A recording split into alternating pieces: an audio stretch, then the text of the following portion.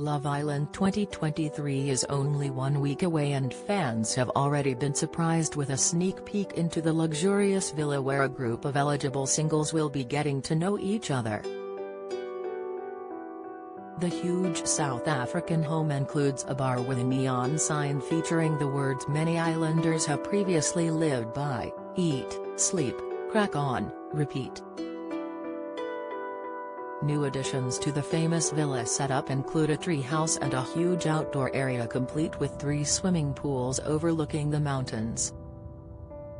The villa will come complete with the show's infamous daybeds and the fire pit, staples of the traditional Love Island villa where contestants are expected to spend plenty of time.